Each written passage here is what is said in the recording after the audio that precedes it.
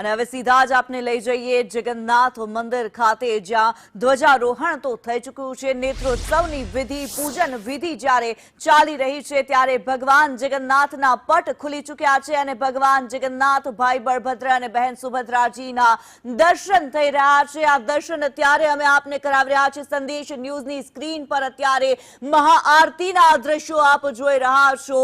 ભાવ વિભોર ભક્તો છે, ભક્તિની અંદર લીન થઈ ચૂકેલા ભક્તો છે અને અત્યારે મહાઆરતી ચાલી રહી છે જગન્નાથ મંદિર ખાતેના સીધા જ દ્રશ્યો, આ એક્સક્લુઝિવ દ્રશ્યો અત્યારે અમે આપને બતાવી રહ્યા છીએ। ભગવાન જગન્નાથની પહેલી ઝલક અત્યારે આપને બતાવી રહ્યા છીએ, જ્યારે મોસાળથી ભગવાન જગન્નાથ પરત નિજ મંદિર ખાતે ફર્યા છે ત્યારે હાલ નેત્રોત્સવની વિધિ અને ત્યારબાદ મહાઆરતી કરવામાં આવી છે, ધ્વજારોહણ કરવામાં આવ્યું છે।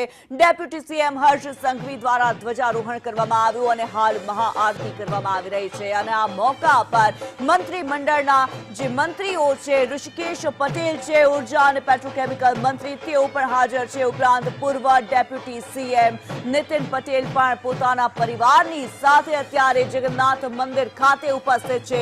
મહાઆરતીના દ્રશ્યો, ભાવ વિભોર કરતા દ્રશ્યો, ભગવાન જગન્નાથના જયઘોષ સાથેના દ્રશ્યો અત્યારે આપણે બતાવી રહ્યા છીએ। ભગવાન જગન્નાથના મંદિરથી એક્સક્લુઝિવ વિડીયોઝ જે સામે આવી રહ્યા છે, જે તસવીરો સામે આવી રહી છે, આ દ્રશ્યો દરેક ભક્તને ભગવાનની સાથે જોડનારા દ્રશ્યો છે। આ દ્રશ્યો જે જોવા મળી રહ્યા છે, મહાઆરતી અને આખા મંદિર પરિસરની અંદર અત્યારે ભક્તોની ભીડ જામી છે। અષાઢી બીજની જ્યારે રાહ જોવાઈ રહી છે, ભગવાન જગન્નાથ રથયાત્રામાં નીકળશે, નગરચર્યાએ જ્યારે નીકળશે, જે નગરના માર્ગો પર વિચરણ કરશે ભગવાન જગન્નાથ, ત્યારે ભક્તો ભાવ વિભોર થશે અને આજે ઘડીઓ ગણાઈ રહી છે તેની હવે શરૂઆત થઈ ચૂકી છે, ઉત્સવની શરૂઆત થઈ ચૂકી છે। નેત્રોત્સવની વિધિ કરવામાં આવી છે, પૂજન વિધિ કરવામાં આવી છે। ભગવાન જગન્નાથને મોસાળમાં લાડ લડાવવામાં આવ્યા, જાંબુ અને કેરી જ્યારે ખવડાવવામાં આવ્યા છે ત્યારે માન્યતા છે, લોકવાયકા છે કે ભગવાનને આંખો આવી અને અત્યારે ભગવાનની નેત્રોત્સવની વિધિ કરવામાં આવી છે। ભગવાનની આંખે પાટા બાંધવામાં આવ્યા છે।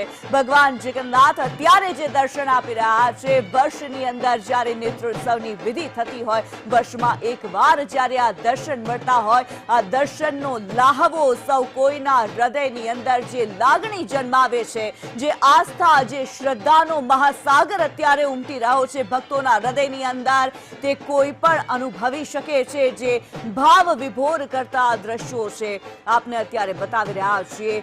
પૂર્વ ડેપ્યુટી સીએમ નીતિન પટેલ પણ અત્યારે આ મહાઆરતીની અંદર જોડાયા છે અને ડેપ્યુટી સીએમ હર્ષ સંઘવી દ્વારા આ મહાઆરતી કરવામાં આવી રહી છે ભગવાન જગન્નાથની।